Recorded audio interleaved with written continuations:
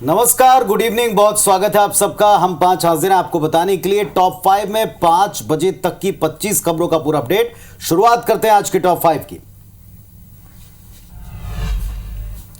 छत्तीसगढ़ के मुख्यमंत्री विष्णुदेव साय ने आज अपने बजट पर प्रतिक्रिया में कहा कि यह उनकी सरकार का विजन पेश करने वाला बजट है। उनकी सरकार का पहला बजट वित्त मंत्री के तौर पर ओपी चौधरी ने पेश किया। शिक्षा, स्वास्थ्य, ग्रामीण विकास, पर्यटन समेत बहुत से क्षेत्रों को कई सौगातें दी। किसानों, महिलाओं, युवाओं, आदिवासी मजदूरों को ध्यान में रखते हुए छत्तीसगढ़ का बजट 2024 में कई बड़े फैसलों को पूरा करने वाला है। बजट पेश करते हुए वित्त मंत्री ने कहा, अमृतकाल की नींव का बजट है और ग्रेट सीजी की थीम पर बेस्ड है। प्रधानमंत्री आवास योजना के तहत 18 लाख घरों के निर्माण के लिए 24-25 में 8,369 करोड़ रुपए का प्रावधान किया है। 23-24 के द्वितीय अनुपूरक में 3,799 करोड़ रुपए इसमें पहले दिए जा चुके हैं। इसी तरह से कई बड़ी घोषणाएं की गई। कोई भी शासक ने कुशासन के खिलाफ मुहर लगाकर हमें छत्तीसगढ़ महतारी की सेवा करने का किसानों को सहकारी एवं ग्रामीण बैंकों से ब्याज मुक्त कृषि ऋण उपलब्ध कराने के लिए पहले 2003 से पहले 15%, 16% की दर से ब्याज दर पे ऋण मिलता था अध्यक्ष महोदय, जिसे पिछली भाजपा की सरकार ने 0% तक लाया था। और इसी योजना को आगे बढ़ाने के लिए ऋण उपलब्ध कराने के लिए 8,500 करोड़ की साख सीमा निर्धारित की गई है और ब्याज अनुदान के रूप में 317 करोड़ रुपए का प्रावधान किया गया है। शासकीय चिकित्सालय महाविद्यालय रायपुर का 1200 बिस्तर अस्पताल में उन्नयन किया जाएगा एवं इसके लिए 776 करोड़ की लागत से 700 बिस्तर अस्पताल के भवन निर्माण किया जाएगा।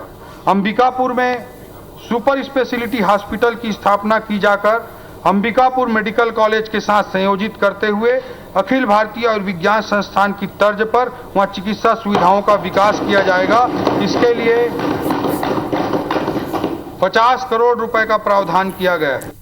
अनुसूचित जाति और जनजाति तथा पिछड़ा वर्ग के विद्यार्थियों को यूपीएससी की परीक्षा में संघ लोक सेवा आयोग द्वारा आयोजित सिविल सेवा परीक्षा की तैयारी के लिए द्वारिका में एक यूथ हॉस्टल हमारी पिछली सरकार के द्वारा बनाया गया था अध्यक्ष महोदय।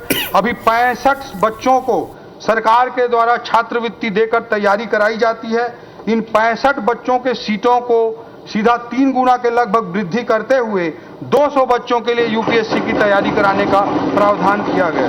प्रदेश के 5 नवीन जो जिले गठित हुए हैं, इन्हें पिछली सरकार ने गठित किया है, वहाँ जिला कार्यालयों की स्थापना हेतु 2 करोड़ 50 लाख रुपए का प्रावधान खेल एवं युवा कल्याण विभाग के अंतर्गत किया गया है। कला, साहित्य, खेल एवं समाज सेवा के क्षेत्र में युवाओं के योगदान को प्रोत्साहित एवं सम्मानित करने के लिए प्रतिवर्ष छत्तीसगढ़ युवा रत्न सम्मान दिया जाएगा। इस मद में 1 करोड़ 50 लाख रुपए का प्रावधान किया गया है। मुख्यमंत्री विष्णुदेव साय ने बजट पर कहा कि यह बजट छत्तीसगढ़ को कई वर्षों तक आगे ले जाएगा, प्रदेश का राजस्व बढ़ेगा। हमारी सरकार का ये पहला बजट है और यह बजट केवल 5 साल का बजट नहीं बल्कि छत्तीसगढ़ को आगे कई वर्षों तक ले जाने वाला, विकास की दिशा और दशा संवारने वाला यह बजट है। यह बजट बिना किसी नए कर प्रस्ताव के और मौजूदा करों में बिना किसी वृद्धि के प्रदेश का राजस्व बढ़ाने वाला यह बजट है। वहीं बजट पर उप मुख्यमंत्री विजय शर्मा ने कहा कि हर एक आयाम को छूता हुआ यह बजट है। मोदी की गारंटी को यह बजट पूरा करेगा। बहुत अच्छा बजट छत्तीसगढ़ की दृष्टि से हर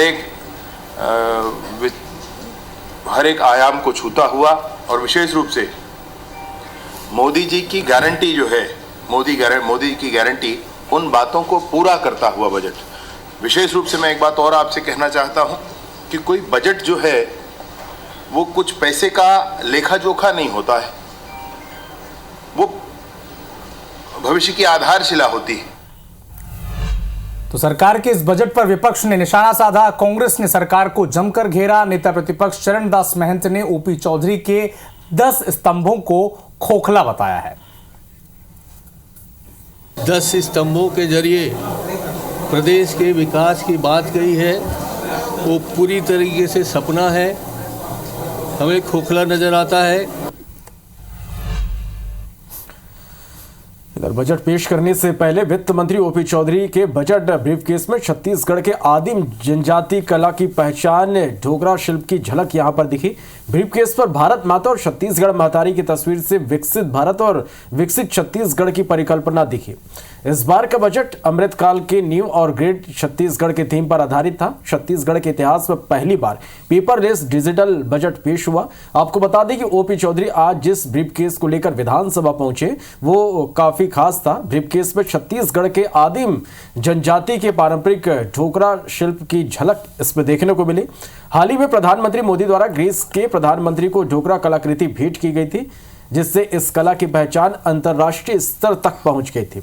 और इसी तरह ब्रीफकेस पर छत्तीसगढ़ शासन का लोगो, जिसमें धान की बाली से किसान हितैषी सरकार का संदेश दिया गया। साथ ही ब्रीफकेस के पीछे ग्रेट सीजी लिखा हुआ था।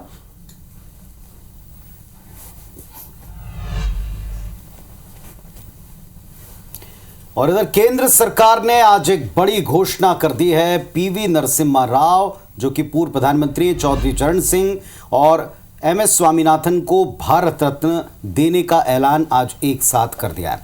प्रधानमंत्री नरेंद्र मोदी ने तीनों शख्सियतों को देश के सर्वोच्च नागरिक सम्मान से नवाजने की जानकारी सोशल मीडिया पर उनकी तस्वीरों के साथ साझा की।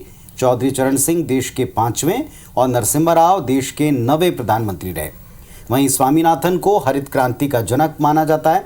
2014 में सत्ता संभालने के बाद से प्रधानमंत्री नरेंद्र मोदी के नेतृत्व वाली सरकार द्वारा ये 10वां भारत रत्न प्रदान किया है। इस वर्ष 5 भारत रत्नों की घोषणा अब तक हो चुकी है।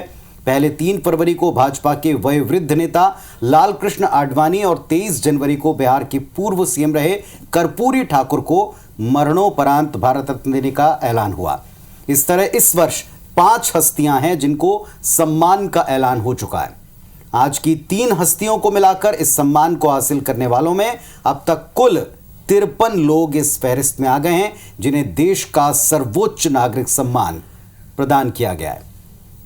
तो चौधरी चरण सिंह को भारत रत्न प्रदान किया जाएगा। चौधरी चरण सिंह एक प्रखर किसान नेता के तौर पर सबसे पहली देश में अपनी छवि रखते हैं। देश की बागडोर संभाल चुके हैं। उनके पुत्र आज भी आरएलडी नाम की पार्टी चलाते हैं और आज उनकी प्रतिक्रिया भी सारे देश में सुर्खियां बटोर रही है। चौधरी चरण सिंह, उन्हें भारत रत्न देने पर समूचा किसान वर्ग, जाट वर्ग और पश्चिमी उत्तर प्रदेश का एक बहुत बड़ा हिस्सा इससे बेहद हर्षित है, खुश है। ये प्रतिक्रिया में आज वहां से उनके बेटे ने भी बताया। परिवार पोते ने भी उनकी ये प्रतिक्रिया व्यक्त की है। दूसरी बात, नरसिम्हा राव को भारत रत्न देकर उत्तर और दक्षिण की राजनीति को लेकर जो तमाम बहस छिड़ी हुई हैं उस पर भी एक तरह से विराम लगाने का प्रयास हुआ है। तो भारत में 3 और भारत रत्न की घोषणा इस वर्ष सरकार ने कर दी है। तो बीते अगर 1 से 1.5 माह आप देखें तो 5 हस्तियों को भारत रत्न प्रदान किया जाएगा। जितने लोगों को भी भारत रत्न मिला है, मैं उनको बहुत बधाई और शुभकामनाएं देता हूं। देश के पूर्व में रहे प्रधानमंत्री, किसान नेता, और उन्होंने पूरी ज़िंदगी अपनी लगा दी थी गरीब किसान को खुशहाली के रास्ते पर लाने के लिए। नरसिम्हा राव जी को भारत रत्न देने का हम स्वागत करते हैं। चौधरी चरण सिंह को भारत रत्न देने का हम स्वागत करते हैं। और स्वामीनाथन जी तो यहाँ पे बहुत बड़े कृषि वैज्ञानिक, राज्यसभा में भी हमारे साथ थे। चौधरी चरण सिंह जी किसानों के बड़े नेता थे, पूरे देश में उनका नाम था। और किसान आज पूरे एक किसान पूरे देश का, खासकर उत्तर प्रदेश का बहुत ही आह्लादित है, प्रसन्न है।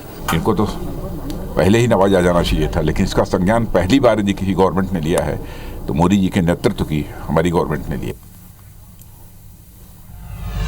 उत्तराखंड के हल्द्वानी में गुरुवार को बड़ी हिंसा में अब तक 5 लोगों की मौत हो गई है। वहीं 100 से अधिक पुलिसकर्मी घायल हुए हैं। बनभुलापुरा में एक अवैध रूप से निर्मित मदरसे और उससे सटी हुई मस्जिद को ढाए जाने को लेकर स्थानीय लोगों द्वारा ये हिंसा की गई। दंगों के दौरान उपद्रवियों द्वारा वाहनों और एक पुलिस स्टेशन में आग लगाने और पथराव कराने के बाद शहर में कर्फ्यू लगा दिया गया है। उत्तराखंड के मुख्यमंत्री पुष्कर धामी ने कहा है कि हिंसा और पुलिस से हुई झड़पें सुनियोजित थीं। आरोपियों के खिलाफ कार्रवाई की जाएगी।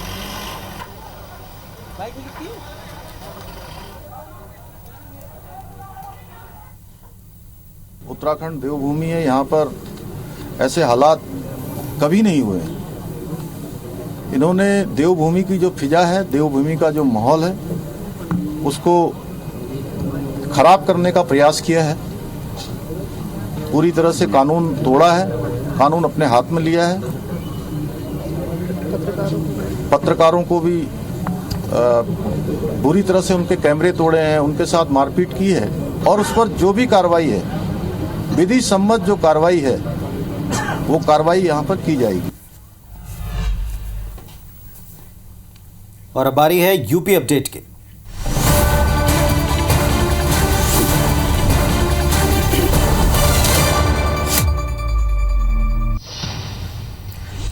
उत्तराखंड के हल्द्वानी में हुई हिंसा के बाद हमीरपुर पुलिस अलर्ट मोड पर है। जुमे की नमाज को लेकर पुलिस प्रशासन अलर्ट मोड पर है।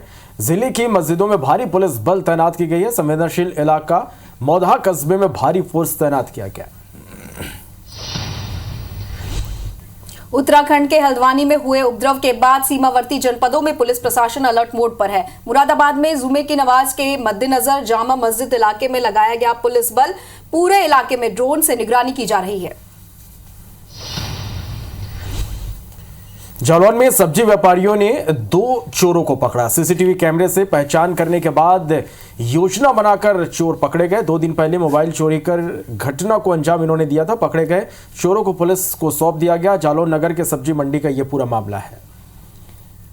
कासगंज अमापुरा थाने के बाथरूम में युवक ने किया आत्महत्या का प्रयास। लड़की भगाने के आरोप में 7 दिनों से युवक हवालात में बंद था। युवक को गंभीर हालत में जिला अस्पताल रेफर किया गया।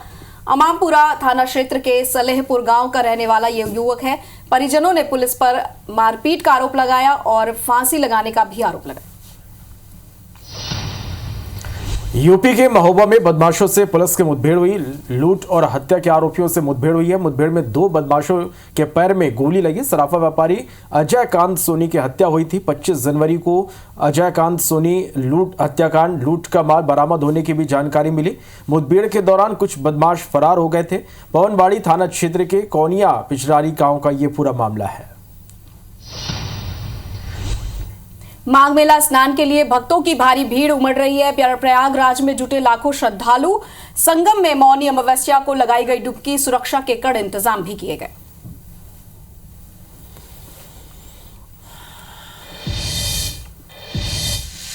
उत्तर प्रदेश और उत्तराखंड की हर खबर को जानने के लिए IBC 24 यूपी UK को सब्सक्राइब करें और नोटिफिकेशन बेल दबाना ना भूलें।